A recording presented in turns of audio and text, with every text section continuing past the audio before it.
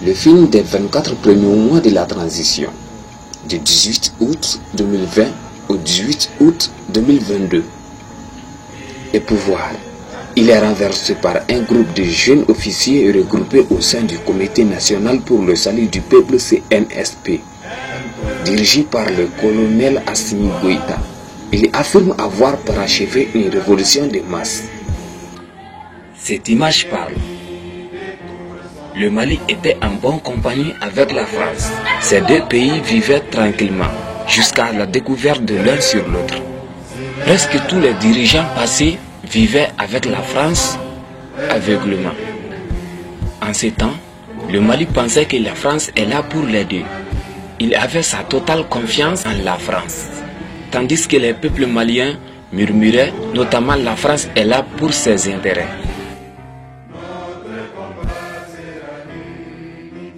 Lorsqu'ils sont ensemble, le Mali pense à une amitié inconditionnelle. Et c'est contrairement à la France. À ce niveau, les rumeurs disent que la France est avec le Mali juste pour s'enrichir dans le domaine des ressources maliennes.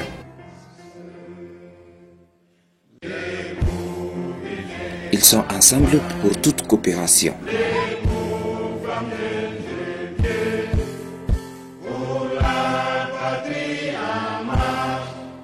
Un pays battant pour sa souveraineté, un pays qui affronte le pire s'il le faut, un pays fidèle à son destin. Bas Maliba.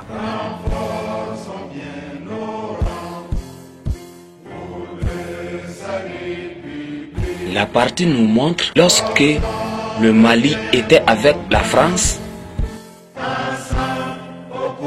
ses voisins essaient de lui conseiller à propos de sa collaboration avec la France, notamment la Guinée-Conakry. Il vient directement vers le Mali et il lui demande d'aller s'asseoir à côté pour lui parler. Alors, par respect, le Mali accepte. Ces deux pays sont très proches. Ils gardent toujours leur confiance. Le Mali. J'ai remarqué que tu collabores avec un pays dont je n'ai pas confiance. Pourtant, je suis ton voisin. J'ai le droit de t'avertir. La Guinée. En quoi ça te concerne? Je suis avec un pays qui m'aime beaucoup et qui m'aide aussi.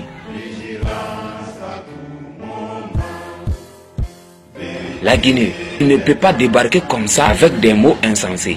Le Mali a directement décidé de quitter la conversation. Il lui a dit de bien réfléchir. Encore, il s'est mis à dire aussi que ça ne peut pas être au hasard que la Guinée se débarque pour parler ainsi. À ce propos, il a directement décidé d'aller voir la réaction de son partenaire.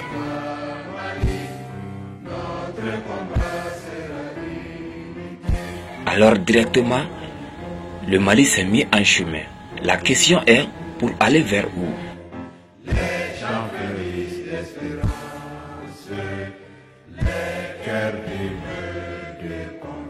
Alors le Mali est encore venu chez la France pour voir la réaction de la France à propos de ce que la Guinée disait. Le Mali parle. La France, je vais te demander quelque chose. Les rumeurs me font peur. Ils disent que vous êtes avec moi uniquement pour vos intérêts. La France lui répond. Politiquement, ah bon le Mali, moi-même j'avais peur de toi. Parce qu'ils m'ont dit la même chose que toi. Je n'étais pas au courant. Ils veulent seulement gâcher notre collaboration. Je ne peux pas te trahir. Souviens-toi, je t'ai offert des soldats pour garder ton côté nord. C'est bon la France, pas la peine d'en parler autant. Tu sais que je te respecte.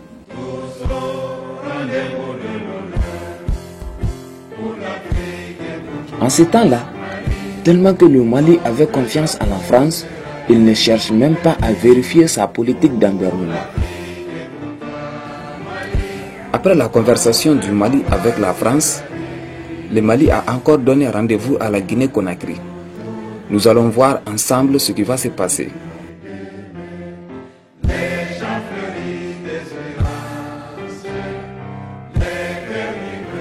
La Guinée était déjà à la place. Il a la curiosité d'entendre le résultat.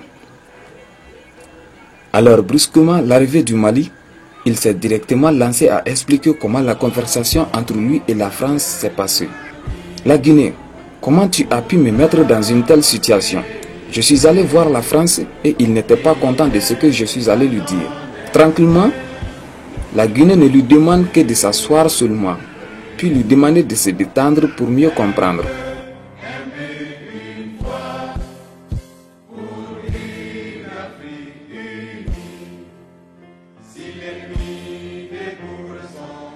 La Guinée parle.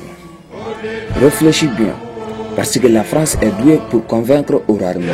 Attends, qu'est-ce que tu veux dire par là? Je veux tout comprendre. Je vais souligner un point qui protège le Nord, la France. Qui vous a déconseillé d'y aller? C'est même France. Elle est là-bas avec quoi? La Guinée dit.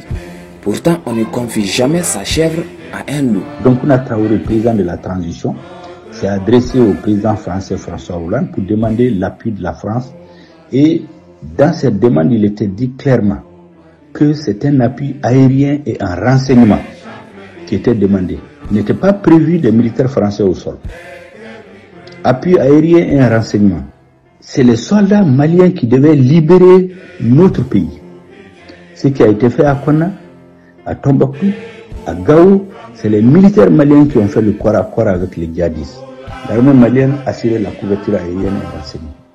Mais arrivé à Kidal, à partir d'Anefis, la France a interdit à l'armée malienne de rentrer à Kidal. Pour faire quoi? Pour retourner à la convention du 15 septembre 1907.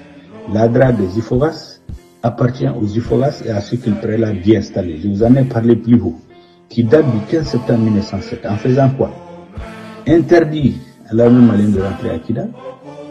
Amener les militaires français à Kidal. 4000 militaires avec un budget de près d'1 milliard de francs CFA par jour. Je précise bien, 4000 militaires, un budget de 1 milliard de francs CFA par jour. Les militaires français. Elle a fait venir les militaires tchadiens. Elle a fait venir les militaires de la MINUSMA. Elle a interdit à l'armée malienne de rentrer à Kidal. Et qu'est-ce qu'elle a fait? Elle est allée chercher les dirigeants du MNLA qui étaient réfugiés à Ouagadougou et à Mauritanie parce qu'ils avaient été chassés par le Moujaou et en Sardine. Les MNLA qui ne représentaient plus une force militaire, ni une force politique, ni une force morale, parce qu'ils s'étaient compromis avec les terroristes. La France les a ramenés, les a réinstallés à Kidal. À partir de ce moment, Kidal a été sanctuarisé, est devenu comme un État dans l'État. La preuve, c'est que d'État Tambli jusqu'à Moussa Mara, personne n'a pu aller à Kidal. Moussa Mara s'est entêté pour aller à Kidal. Le résultat, c'est quoi? C'est la mort de plus de 150 de nos militaires, les préfets, les sous-préfets égorgés. Le premier ministre, Simelou Boubé Mega, en 2018, pour aller à Kidal, il a payé une rançon pour avoir l'autorisation de passer 2 heures de temps. Ibeka n'a jamais pu aller à Kidal jusqu'aux élections présidentielles, où il a payé une rançon, autorisé à passer une nuit. Donc Kidal est devenu un État dans l'État, avec la SEMA, qui autorise qui elle veut, qui fait ses défilés militaires tous les 6 avril pour fêter la fête de l'indépendance de la Zawa, qui extrait ses mines d'or, qui a ses juges, qui a ses prisons, qui a son armée. Donc c'est un État dans l'État. Et cet État est protégé par la communauté internationale. C'est ça la triste réalité. Et il est important que les Maliens le sachent. La France ne sait que parler. Pour cela, il faut toujours observer ses actions. Alors là, le Mali lui supplie de rester pour en savoir plus, parce qu'il trouve que la Guinée a peut-être raison. Cette session vous montre qu'au cours de la collaboration de certains pays africains avec la France, il y en a d'autres pays africains qui sont toujours déterminés à y mettre fin. Le Mali a durement cherché sa souveraineté. Sa population a pour rumeur que tous les dirigeants passés avaient peur de la France, jusqu'à la révolte d'une forte masse pour la transition de leur pays, achevée par un groupe de jeunes officiers regroupés au sein du Comité national pour le salut du peuple CNSP, dirigé par le colonel Assimi Goïta. Cette image nous dit que ça peut être un président que le Mali cherchait depuis longtemps. Un président qui n'a pas peur, un homme brave, digne de président. Un homme de la population, un colonel d'honneur.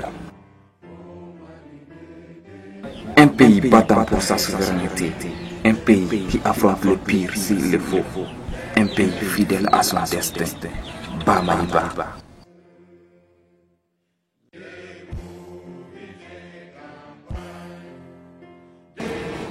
Alors là, par avis du colonel, le Mali a décidé d'aller signer un accord de collaboration avec la Russie. D'après les rumeurs, il y a un ancien ami de confiance en Russie. Puisqu'il ne peut pas faire une totale confiance aux pays africains, nous y voilà avec un pays voisin, la Côte d'Ivoire, qui prétend contester la signature d'accord du Mali avec la Russie. Pour lui, c'est une singularité d'aller chercher de l'aide ailleurs. À ce propos, il a décidé de lancer un appel aux autres membres de la CEDEAO pour élaborer une réunion. La Côte d'Ivoire parle. Nous devons prendre les mesures de précaution. Cette transition est illégale par rapport aux consignes.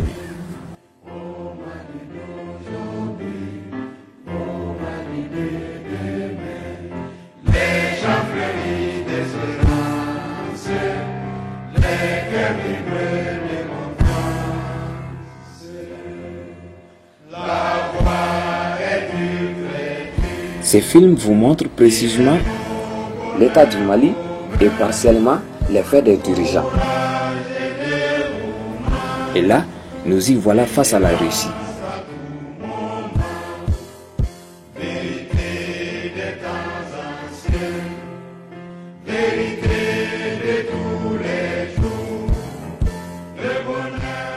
L'arrivée du Mali en Russie. Après la salutation amicale, le Mali a été bien accueilli par la Russie. Et c'est ce que certains pays ne prétendaient pas.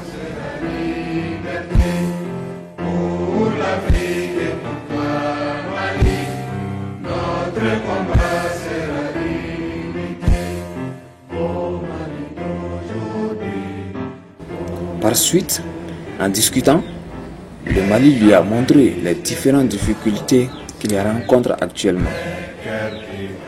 Et la Russie lui a montré son soutien. Le Mali a ensuite demandé la phase la plus importante, qui est la signature d'accords de défense. Et la Russie était toujours prête à l'accorder. Et comme on le savait, cet accord serait toujours le pire cauchemar de certains pays. Le Mali est donc fier d'avoir un dirigeant qui a premièrement voulu rassurer sa sécurité.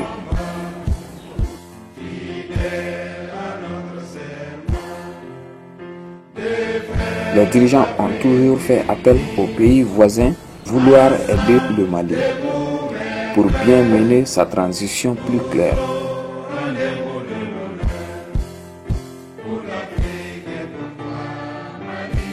Dans une réunion de la CEDEAO, ils ont décidé de monter une sanction contre le Mali suite au coup d'État et un militaire au pouvoir.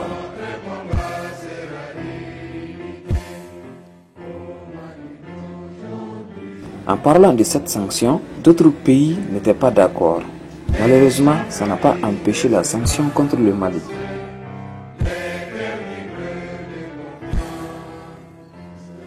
Après la mise en œuvre de cette sanction contre le Mali pour le retour d'un civil au pouvoir, le président français Emmanuel Macron décide de façon unilatérale de mettre fin à la force Barkhane et de la redéploiement hors du Mali suite à la volonté des nouvelles autorités de la transition diversifier leurs partenaires, notamment en renforçant la coopération avec un vieil ami du Mali, la Fédération Russie.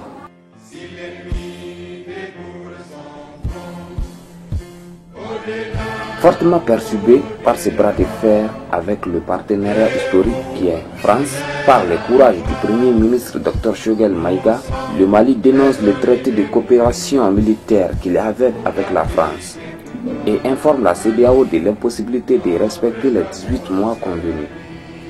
Ainsi, la recommandation des Assises nationales de refondation ANR, tenue du 27 au 31 décembre 2021, fixe la durée de transition dans l'intervalle de 6 mois à 5 ans, Ce projet chronogramme présente à la CEDEAO pour une discussion se perçoit par l'organisation sous-régionale comme une provocation qui imposera de lourdes sanctions économiques et financières au Mali.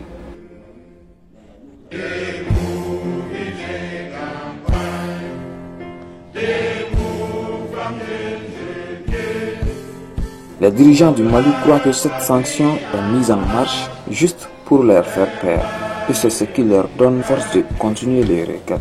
L'énigme dit, si quelqu'un te dit qu'il est méchant, montre-lui tes griffes. Ils pensent tous que c'est illégal qu'un militaire soit au pouvoir, même par appui de la population malienne.